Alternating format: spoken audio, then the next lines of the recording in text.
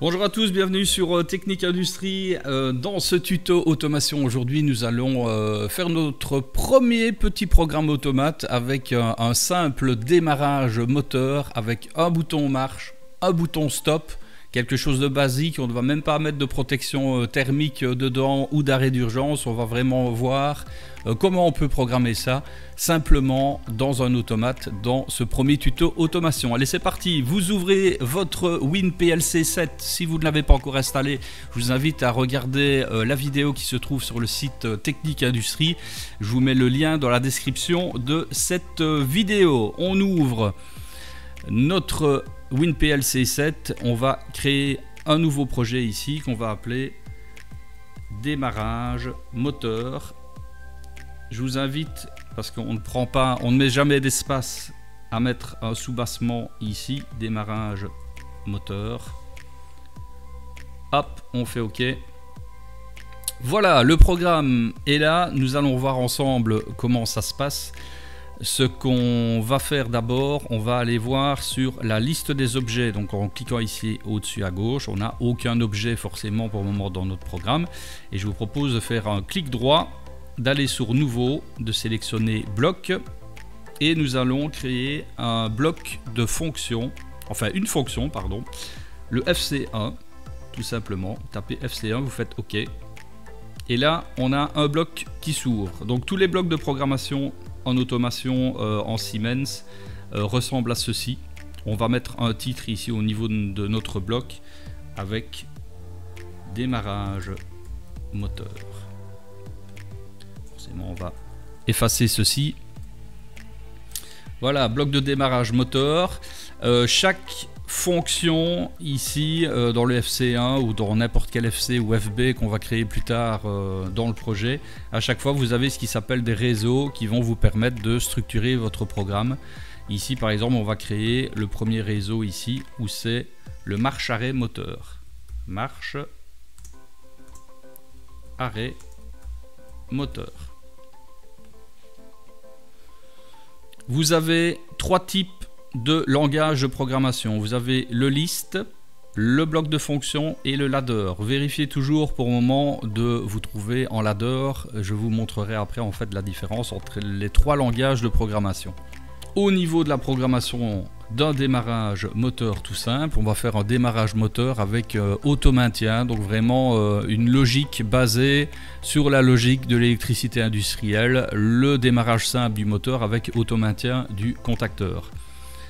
Dans la partie ici au-dessus, vous avez des contacts, on va dire normalement ouverts, des contacts normalement fermés et des sorties, qui s'appelle bobine. Vous les retrouvez aussi dans cette partie ici qui s'appelle l'opération sur bit avec contact normalement ouvert, normalement fermé, des bobines. Voilà, on va travailler avec ceci pour le moment. On va commencer. Comment est-ce qu'on fait d'habitude avec un démarrage moteur? C'est que nous avons un bouton stop. Donc vous sélectionnez, vous pouvez faire glisser directement ici. Un bouton stop. Admettons qu'il sera câblé sur l'adresse I0.0. Voilà, un bouton stop. Puis nous avons un bouton marche qui étant normalement ouvert, qui lui sera câblé sur I0.1.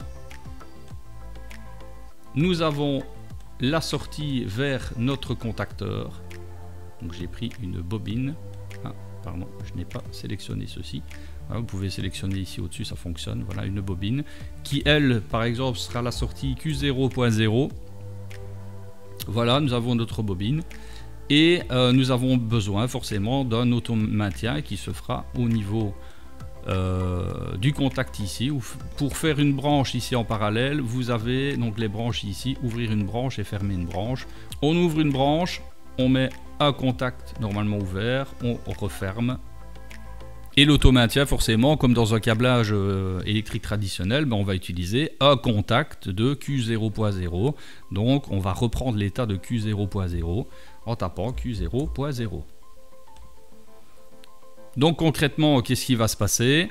À partir du moment où on va appuyer sur le bouton Start, sur le bouton Marche ici, si on a bien notre signal ici fermé au niveau du bouton Stop, le Q0 va se fermer, le Q0 va s'enclencher, le Q0 va se fermer et ça va maintenir tout le système. Donc ça, c'est la première partie avec le FC1. Comme on a vu dans l'épisode précédent, je vous rappelle qu'il y a l'OB1. L'OB1, c'est lui qui va orchestrer tout le programme. Donc, ce qu'on va faire, on va enregistrer ici le bloc FC1 et on va aller sur visualiser OB1. Là, forcément, il va nous signaler, tiens, le bloc OB1 n'existe pas, voulez-vous le créer maintenant? Vous cliquez sur oui. Voilà notre bloc OB1. Donc, c'est exactement le même système, sauf que ici, dans le réseau 1, on va aller chercher notre bloc FC1. Ici, dans la partie à droite, si vous descendez tout en dessous, vous avez les blocs FC. Si vous cliquez dessus, vous avez votre FC1 qui est ici. Vous pouvez simplement le sélectionner et le glisser ici. Vous enregistrez l'OB1. Donc chaque fois que vous allez créer une fonction ou un bloc de fonction, il faudra aller le définir dans un réseau. Donc si on fait le FC2 par exemple, on créera après le réseau 2 pour aller appeler le FC2. Si vous ne faites pas ça, votre bloc ne sera jamais traité dans l'automate, il ne sera jamais lu et donc forcément tout ce que vous avez programmé dedans n'agira pas sur votre process. Une fois que le OB1, si on retourne sur afficher la liste des objets, on a bien notre FC1 et notre OB1. Ce qu'on va faire, on va simuler pour voir comment ça se passe au niveau de l'automate. Ici, vous sélectionnez simulateur API. Voilà. Et on va utiliser la fonction envoyer tous les blocs. Vous cliquez dessus. Donc voilà, tous les blocs, à savoir le OB1 et le FC1, ont été envoyés dans notre automate de simulation. Après, on va cliquer ici sur le simulateur API, ici, et nous avons un petit automate qui s'affiche. Je vous invite à faire un clic droit dessus, et ce qu'on va faire, on va insérer un module de 8 entrées Tor, et un autre clic droit, on va insérer un module de 8 sorties. Sur ce module, on retrouve nos entrées et nos sorties. On peut déplacer la carte et la mettre ici en avant. Voilà, donc nos entrées ici, I0.0, I0.1, .2, .3, .4, .5, .6, .7 et là, les sorties Q0.0 jusque 7. Ici, on l'a vu dans notre programme que si on reprend notre FC1, vous avez tous vos blocs FC ouverts qui sont ici en bas. Si on reprend notre FC1, on a vu que eh ben voilà, le I0.1 c'est le bouton marche et que la sortie c'est sur le Q0.0. On va mettre notre automate en run. Vous voyez ici que vous avez run et stop. On le met en run. Il n'y a pas d'erreur sur l'automate. Et on va voir ici, tiens, si je clique sur le I0.1 qui est ici, hop, je fais une impulsion dessus, vu que c'est un bouton poussoir. J'ai bien ma sortie moteur Q0.0 qui démarre. Et si je pousse sur le I0.0, qui est le bouton stop, j'ai ma sortie moteur qui s'arrête. Ça, c'est une chose. Vous pouvez voir directement aussi dans le programme ce qui se passe en cliquant sur les petites lunettes ici, visualisation du programme. Vous cliquez dessus et vous pouvez voir instantanément ce que ça donne au niveau de votre programme. Donc en gros, si je reclique sur I0.1, mon contact s'est fermé, ma bobine est enclenchée, le maintien agit ici pour garder ma bobine enclenchée et si je pousse sur I0.0, mon système s'arrête. Alors là, les débutants se disent « Waouh, c'est génial » et les puristes se disent « Oui, mais non, il y a un souci avec le bouton stop ».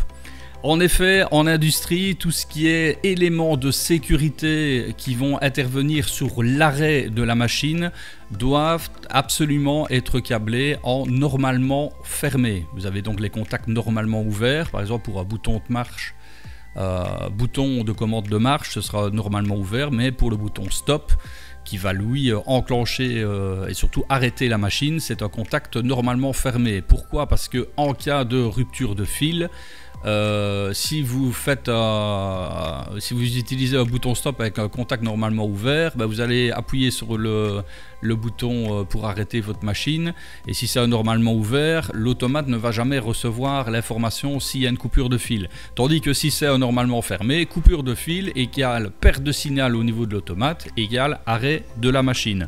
Donc ici, si réellement vous voulez utiliser un contact normalement fermé, et vous devez utiliser un contact normalement fermé pour le stop, ce n'est pas un contact ici normalement fermé dans l'automate que vous allez devoir utiliser, mais vous allez devoir utiliser un contact ouvert. En gros, vous devez vous dire en automation, tiens, est-ce que je dois avoir le signal ou est-ce que je ne dois pas avoir le signal? Donc ça c'est quand même important de le savoir. Donc on va renoter ici I0.0.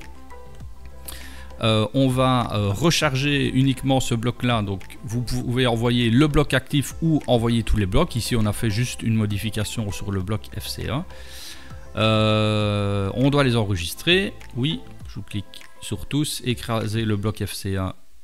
Oui, moi je mets toujours tout, voilà.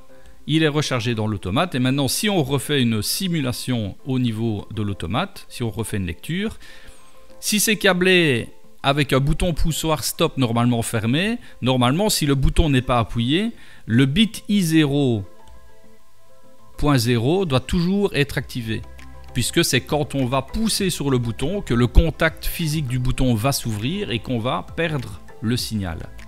Donc à ce moment-là, on travaille comme ceci, et puis même principe, le bouton normalement ouvert du bouton poussoir, on pousse une impulsion dessus, clac, la sortie, notre moteur s'enclenche, il est maintenu par la sortie en elle-même, le système auto-maintien, et si on pousse sur le bouton poussoir d'arrêt, hop, le moteur s'arrête.